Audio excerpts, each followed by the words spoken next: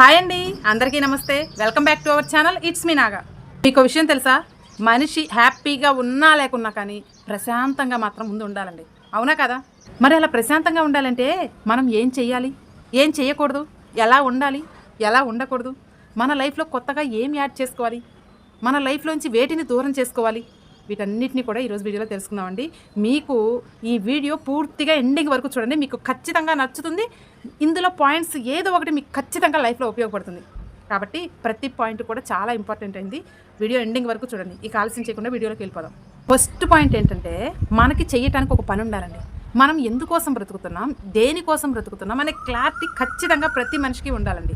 అది లేకపోతే ఏదో చేస్తూ ఉంటాం, అవతల వాళ్ళ పనిలో యువతల వాళ్ళ పనిలో వేలు పెడుతూ ఉంటాం, అనవసరంగా మనకున్న సమస్యలను పని లేక పెద్దది చేసుకుంటూ ఉంటాం. దీనివల్లే ఫస్ట్ మన ప్రశాంతత కోల్పోతూ ఉంటామండి. కాబట్టి మీరు ఒక గోల్ని పెట్టుకోండి.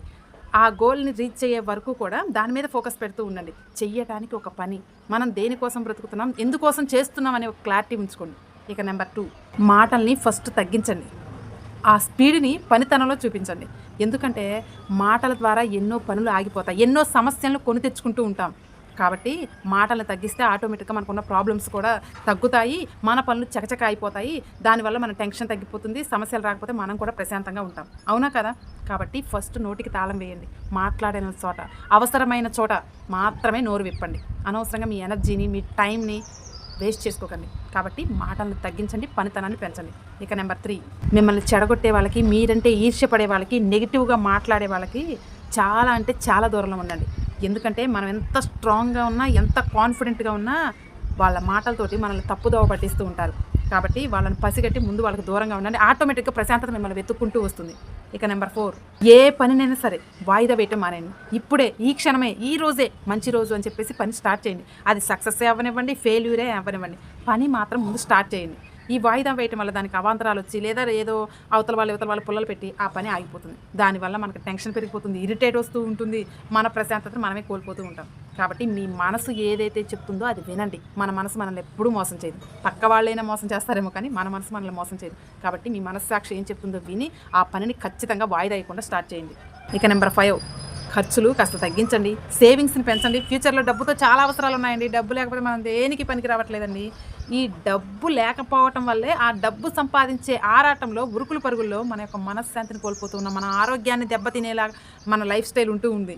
కాబట్టి మీరు ఖర్చులు కాస్త తగ్గిస్తే ఆటోమేటిక్గా డబ్బులు సేవ్ అవుతాయి. మీకు టెన్షన్, ఇరిటేట్ తగ్గి కాస్త ప్రశాంతంగా ఉంటారు. కాబట్టి మీరు ఖర్చులు తగ్గించండి. అలాగే అతి నిద్ర, అలాగే నిద్ర తక్కువగా పోవటం, ఈ రెండు కూడా మన యొక్క ఆరోగ్యాన్ని దెబ్బతీస్తుంది, మన ప్రశాంతతను కూడా కోల్పోయేలాగా చేస్తాయి. కాబట్టి అతి నిద్ర పనికిరాదు, అలాగని నిద్ర తక్కువగా పోవటం వల్ల కూడా మన ఆరోగ్యం దెబ్బతింటూ ఉంటుంది. దీనివల్ల మన మనశ్శాంతిని కోల్పోతూ ఉంటాం. రోజుకి 7 గంటలు తగ్గకుండా నిద్రపోండి. నైట్ ఎర్లీగా పండుకోవటం, ఉదయాన్నే ఎర్లీగా లేచి ఎక్సర్సైజులు చేయటం, ఇలాంటివి ఆరోగ్యాల పాటు లైఫ్లో యాడ్ చేసుకోండి. ప్రశాంతంగా ఉండండి. మనం నిద్ర లేవగానే చేయాల్సిన పని ఏంటో తెలుసా? మీ యొక్క లక్ష్యాన్ని ఒక డైరీలో రాసుకొని ఆ డైరీ చూడండి. ఉదయాన్నే ఎక్కడి దాకా రీచ్ అయ్యాం, దాన్ని రీచ్ అవ్వడానికి ఏం చెయ్యాలి అనే ఒక ప్లాన్, ఒక ఆలోచన చేయండి. అంతేకాని లేవగానే ఫోన్ స్క్రోల్ చేస్తూ ఉన్నారనుకోండి, లైఫ్ అంతా, టైం అంతా వేస్ట్ అయిపోతుందండి. తర్వాత మీరు ఎంత బాధపడినా పోయిన కాలం మళ్ళీ వెనక్కి తిరిగి రాదు. అలాగే మీ కోపాన్ని కంట్రోల్ చేసుకోండి. లేకపోతే దీనివల్ల పక్క వాళ్ళు కాదు, మనమే నష్టపోతాం. మీ మీద మీరు నమ్మకం పెట్టుకోండి. పక్క వాళ్ళ మీద ఎప్పుడూ ఆధారపడకండి. పక్క వాళ్ళు ఈరోజు ఉంటారు, రేపు ఉండరు. అప్పుడు మన పరిస్థితి ఏంటి? కాబట్టి మన మీద మనం నమ్మకం పెట్టుకోవాలి. అత్యాశకు పోకండి.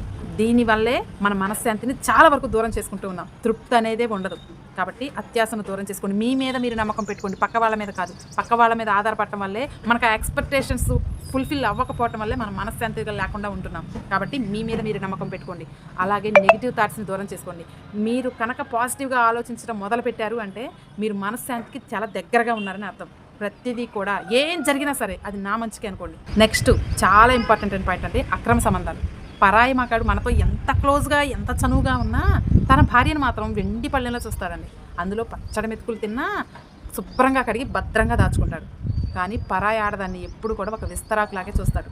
అందులో బిర్యానీ తింటం పూర్తయిన తర్వాత మడిచి డస్ట్బిన్లోనే వేస్తాడు.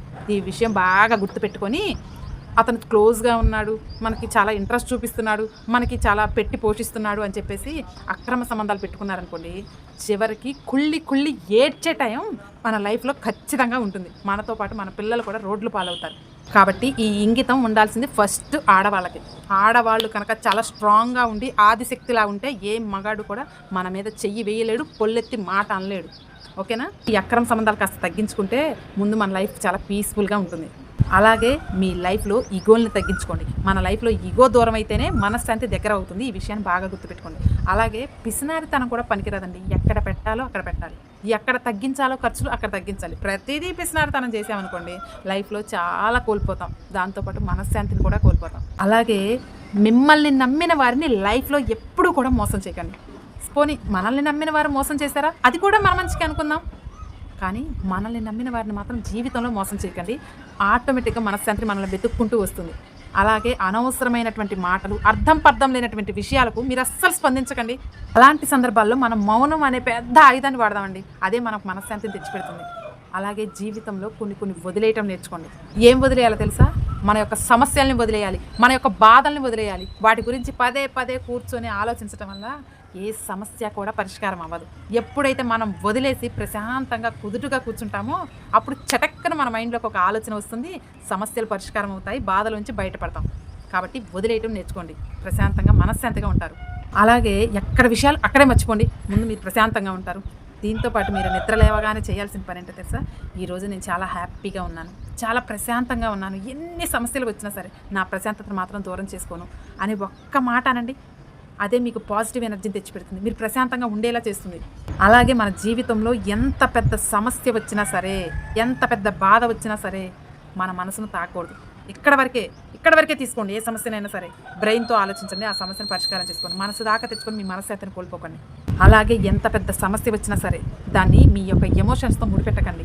మీ ఎమోషన్స్ని అంటే భావోద్వేగాలను ముందు కంట్రోల్లో పెట్టుకోండి. ప్రతిదానికి కూడా ఓవర్ ఎగ్జైటింగ్ అయిపోవటం, లేకపోతే ప్రతిదానికి కూడా చిన్న సమస్య రాగానే కుంగిపోవటం, ఇలాంటివి కాస్త తగ్గించండి. చాలా స్ట్రాంగ్గా ఉండటానికి ప్రయత్నం చేయండి. అదే మీకు మనశ్శాంతిని తెచ్చిపెడుతుంది. మీకు విషయం తెలుసా? మీకంటే గొప్పవాళ్ళు, మీకంటే మించిన వాళ్ళు ఈ ప్రపంచంలో ఎవ్వరూ లేరండి. కాబట్టి మీకు మీరు ప్రియారిటీ ఇచ్చుకోండి ఫస్ట్, పక్క వాళ్ళకి కాదు. పక్క వాళ్ళకంటే కూడా మీకు మీరు విలువ ఇచ్చుకోవటం, మిమ్మల్ని మీరు గొప్ప అని ఫీలింగ్లో ఉండండి. అప్పుడే మనం మనశ్శాంతిగా ఉండగలుగుతాం. ఎవరు ఎంత అవమానించినా, ఎన్ని మాటలన్నా, మిమ్మల్ని తక్కువ చేసి మాట్లాడినా, చులకనగా చేసి మాట్లాడినా అందరి మాటలు వదిలేయండి. మీకు మీరు ప్రియారిటీ ఇచ్చుకోండి. మీరెంత గొప్పవాళ్ళో, మీరెంత మంచివాళ్ళో, మీరెంత ఈ ప్రపంచంలో మిమ్మల్ని మించిన వారు లేరండి. అలా ఆ కాన్ఫిడెంట్తో ఉండండి. ఓకేనా? మీకు ఏదన్నా బాధగా అనిపించిన సిచ్యువేషన్లో ఎప్పుడన్నా స్టార్ట్ అయింది అనిపిస్తే వెంటనే మంచి మ్యూజిక్ వినండి, యోగా లాంటివి చేయండి, ఎక్సర్సైజ్ లాంటివి చేయండి, మెడిటేషన్ లాంటివి చేయండి. మెంటల్గా చాలా పీస్ఫుల్గా ఉంటారు. కాబట్టి ఇప్పటిదాకా నేను చెప్పిన పాయింట్స్లో ఏ ఒక్క పాయింట్ అయినా మీకు నచ్చితే నా కామెంట్ సెక్షన్లో తెలియచేయండి. మీరేమైనా మిస్టేక్స్ చేస్తూ ఉంటే సర్చ్ చేసుకోండి, మీ లైఫ్లో ఏదైనా యాడ్ చేసుకోవాలనుకుంటే యాడ్ చేసుకోండి. ఇదండి ఈరోజు వీడియో. మీరు ప్రశాంతంగా ఉండటానికి నాకు తెలిసినటువంటి కొన్ని టిప్స్ అయితే చెప్తాను. ఈ వీడియో మీద మీ యొక్క అభిప్రాయాన్ని కామెంట్ సెక్షన్లో తెలియండి. మరొక వీడియోతో మళ్ళీ కలుద్దాం.